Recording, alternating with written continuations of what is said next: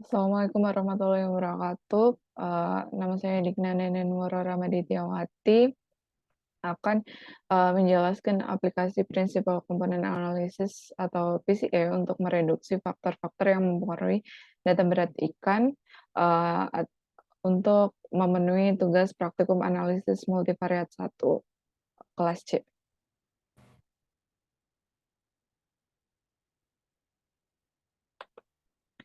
Untuk pembahasannya, yang pertama ada pembahasan singkat mengenai PCA sendiri, yang kedua ada data yang digunakan, yang ketiga ada uji multikolinearitas, yang keempat ada uji KMO, yang kelima ada analisis PCA dengan menggunakan RStudio, yang keenam ada kesimpulan.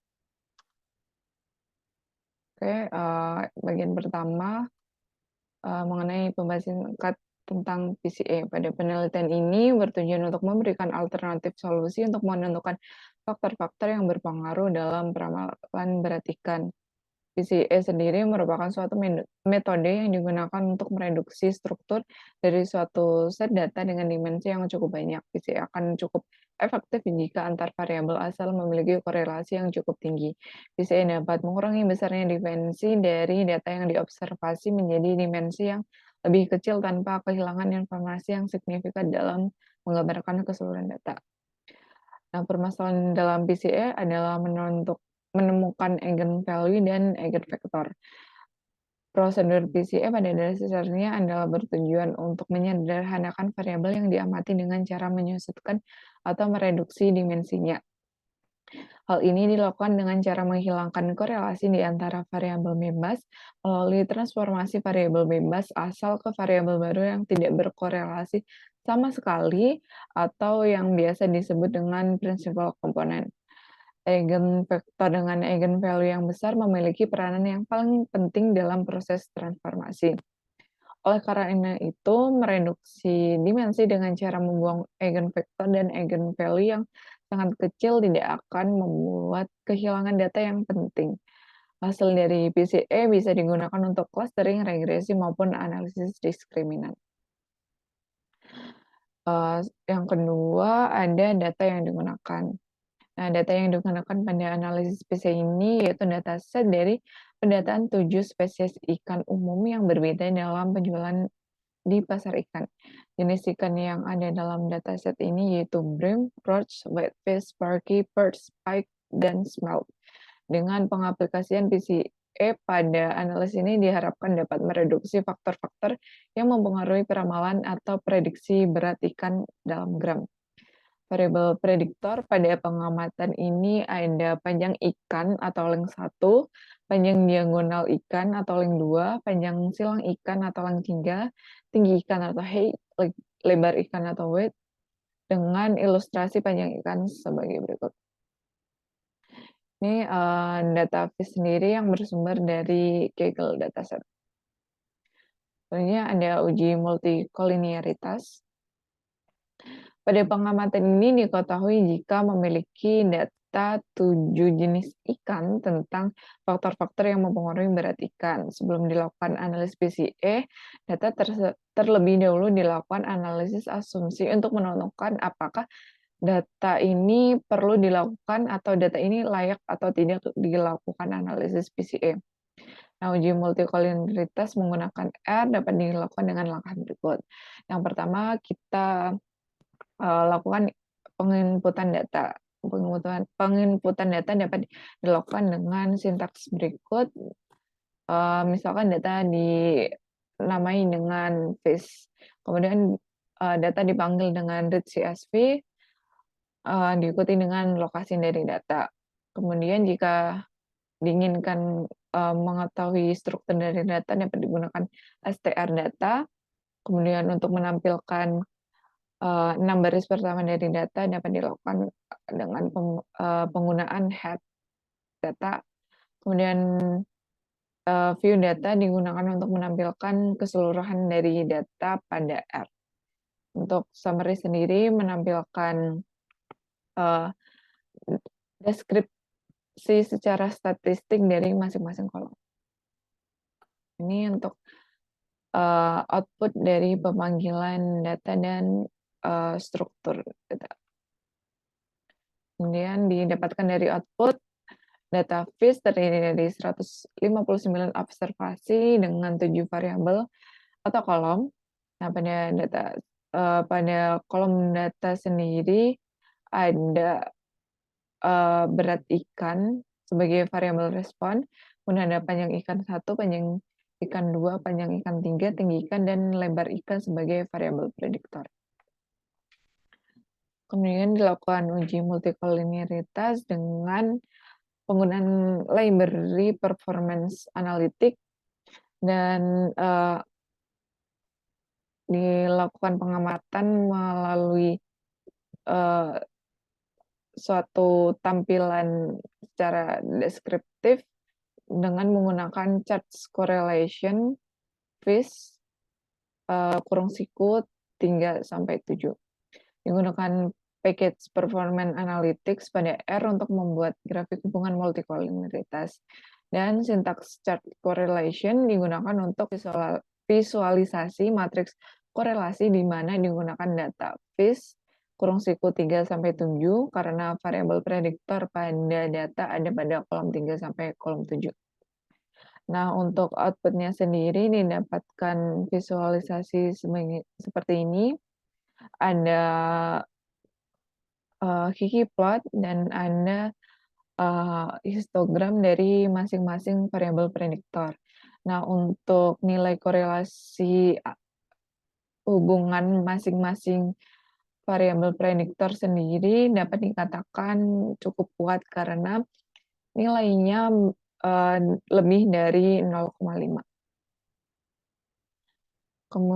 Kemudian karena nilai korelasi cukup kuat dapat disimpulkan bahwa terdapat multikolinearitas dari variabel prediktor. Selanjutnya ada analisis atau uji homogenitas dengan uji Bartlett. Untuk penjelasannya sendiri, Bartlett test itu disebut juga dengan uji homogenitas. Digunakan untuk menguji bahwa variabel-variabel tidak saling berkorelasi dalam populasi. Matriks korelasi populasi merupakan matriks identitas korelasi setiap variabel secara sempurna dengan dirinya sendiri atau R sama dengan 1 dan tidak berkorelasi atau R sama dengan 0. Asumsi homogenitas harus terpenuhi agar model tidak berubah untuk setiap pengamatan atau tidak dipengaruhi oleh waktu. Dibentuk hipotesis pada uji ini yaitu hipotesis 0, tidak terdapat multikolinearitas, dan hipotesis 1 terdapat multikolinearitas setidaknya pada salah satu variabel. Nah, pada R, untuk pengujian Bartlett sendiri dapat dilakukan dengan sintaks Bartlett.test diikuti dengan data dari variabel prediktor yang diamati. Dihasilkan output dari uji Bartlett itu Bartlett Chi-square sebesar 523,83 dengan derajat bebas 4 dan p-value 2,2 E minus 16. Untuk penjelasannya, ditarik keputusan karena p-value kurang dari 0,05 maka hipotesis 0 ditolak. Dengan menggunakan tingkat kepercayaan 95%, maka dapat disimpulkan bahwa setidaknya terdapat satu variabel data FIS yang multikolinearitas dan dapat dilakukan analisis PCA. Kemudian ada uji KMO. KMO sendiri merupakan uji yang dilakukan untuk menentukan kelayakan dari suatu analisis yang akan dilakukan. Nah, skala uji KMO sendiri berkisar antara 0 sampai 1. Untuk hipotesisnya, 0 analisis layak dilakukan ketika KMO nilainya lebih besar daripada 0,5. Dan hipotesis 1 analisis tidak layak dilakukan ketika KMO kurang dari 0,5. Nah, untuk uji KMO sendiri, menggunakan R dapat dicari dengan sintaks fungsi berikut ini untuk secara manualnya. Dan untuk dari sintaks built-in dapat dilakukan dengan KMO diikuti dengan data variabel prediktor. Nah, dari output didapatkan bahwa dari fungsi manual KMO sebesar 0,709991 atau dibulatkan 0,71. Hal ini sama dengan, eee, pengujian menggunakan sintaks built-in yaitu KMO 0,71 sehingga, pengujian didapatkan KMO 0,71. Dapat ditarik keputusan karena KMO lebih besar nilainya daripada 0,5 maka gagal utolak 0. Artinya dapat disimpulkan bahwa data FISH dapat dilakukan proses analisis PCA atau layak untuk dilakukan analisis PCA. Kemudian ada analisis PCA menggunakan RStudio. Nah, pertama-tama dapat dilakukan penentuan persamaan regresi awal yang nantinya untuk membandingkan, parameter dari data sendiri sebelum dilakukan pendeduksian dan setelah dilakukan pendeduksian. Untuk analisis regresi dapat dilakukan dengan fungsi LM dan didapatkan, intercept dan slope sebagai berikut. Jadi masing-masing variabel,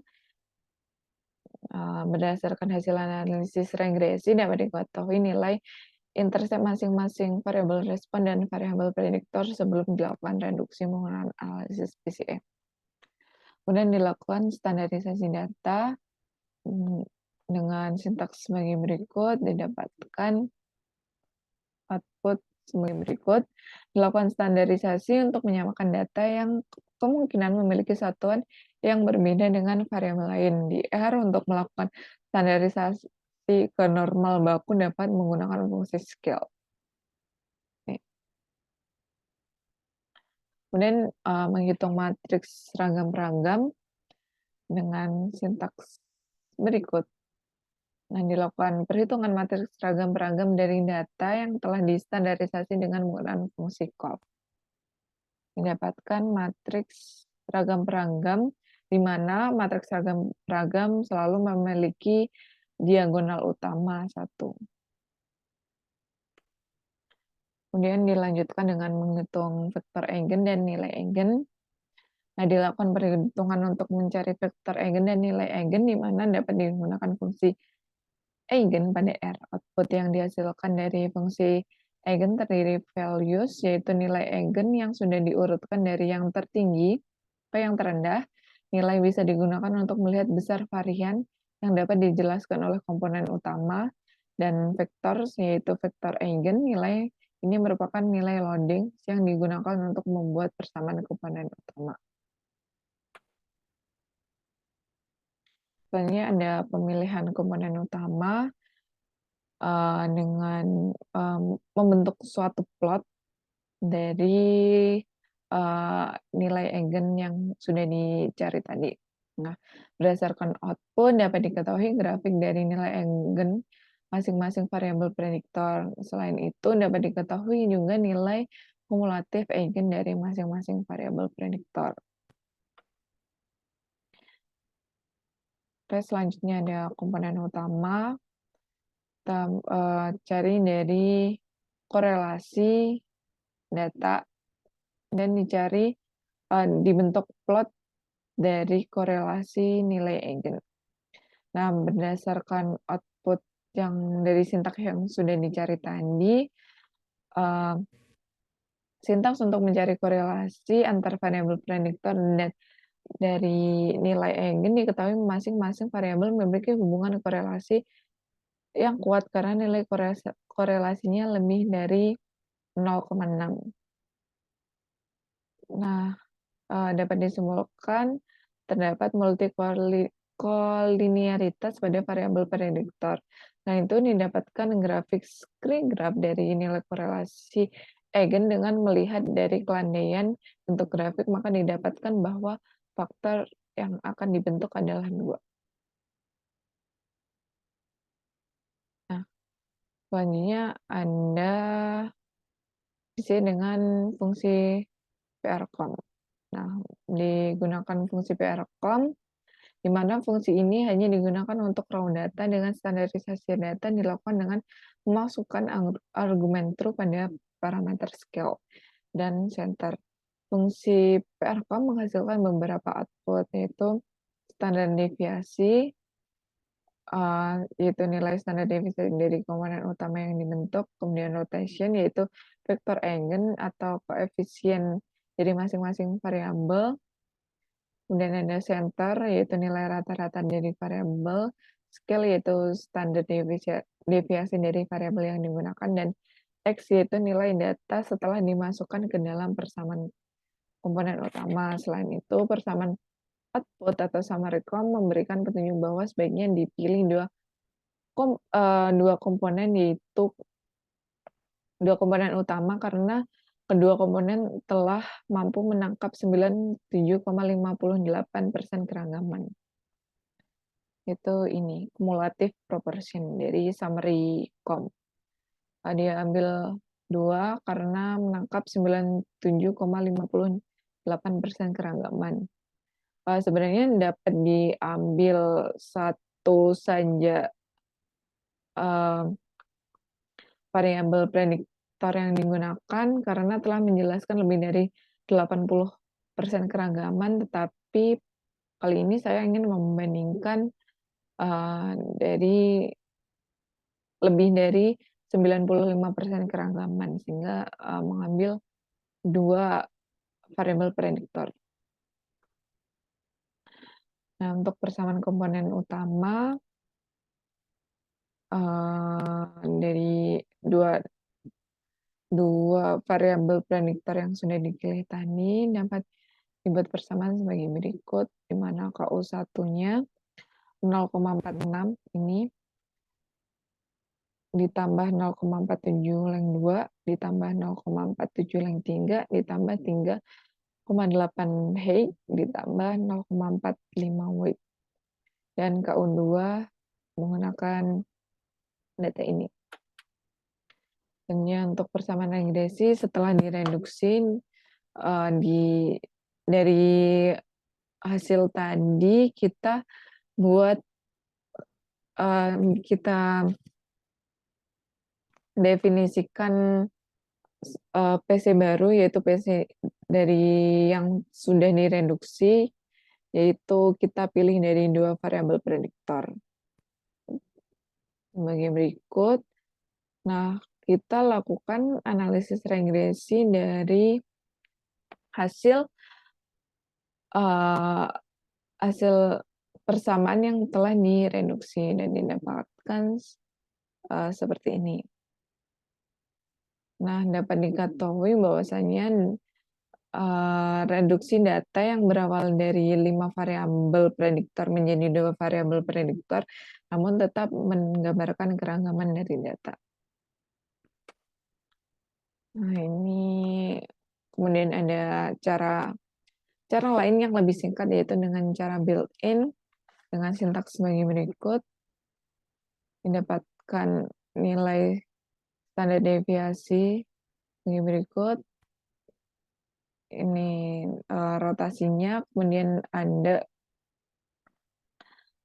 RON, PCA, rotation, dan ada ini. Kemudian ada data hasil PCA yang fix, kita ambil 2 data. Ini untuk script plotnya. Nah, berdasarkan hasil screen graph dapat dilihat kelandaian bentuk grafik, maka didapatkan bahwa faktor yang akan terbentuk adalah 2 nilai. Ini juga dapat dilakukan untuk keperluan analisis selanjutnya seperti regresi maupun klasifikasi. Ini data baru yang sudah diambil, outputnya sama dari penggunaan sintaks manual dan cara built-in.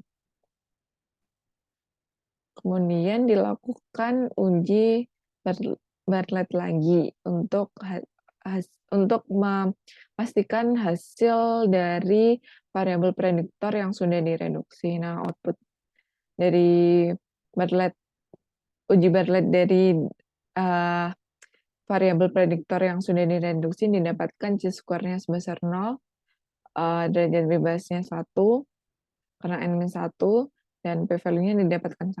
Nah, output tersebut merupakan hasil PCA. Maka data sudah siap dilakukan analisis untuk membuktikan apakah pada data sudah tidak terdapat multikolinearitas, maka bisa dilakukan ulang uji Bartlett dengan menggunakan tingkat kepercayaan 95% dapat disimpulkan bahwa data menjelaskan tidak terdapatnya multikolinearitas pada data karena p-value dari hasil variabel yang sudah direduksi nilainya lebih dari 0,05, maka asumsi pada data sudah terpenuhi dengan bantuan PCA. Untuk kesimpulannya, hasil analisis regresi data V sebelum dilakukan PCA sebagai berikut, dan hasil analisis regresi sesudah dilakukan pereduksian variabel menggunakan analisis PCA sebagai berikut, di mana memiliki nilai parameter yang lumayan jauh. Nah, setelah dilakukan uji multikolinearitas, hasilnya dengan menggunakan tingkat kepercayaan 95% didapatkan gagal tolak 0, maka data yang ada menjelaskan bahwa setidaknya pada salah satu variabel terdapat multikolinearitas. Nah, karena terdapat multikolinearitas pada variabel independen pada data, selanjutnya untuk mengatasi dilakukan analisis PCA untuk mereduksinya. Didapatkan faktor yang digunakan sebanyak 2 berdasarkan hasil grafik dan nilai eigenvalue. Lalu setelah mendapatkan hasil reduksi, mencoba untuk membuktikan apakah sudah tidak terdapat multikolinearitas, maka dilakukan uji Bartlett ulang dan hasilnya gagal tolak 0, maka pada data sudah tidak terdapat multikolinearitas dan data sudah siap untuk digunakan analisis selanjutnya. Sekian penjelasan mengenai analisis PCA dari saya. Terima kasih. Semoga bermanfaat. Finally, jangan lupa like, comment, and subscribe.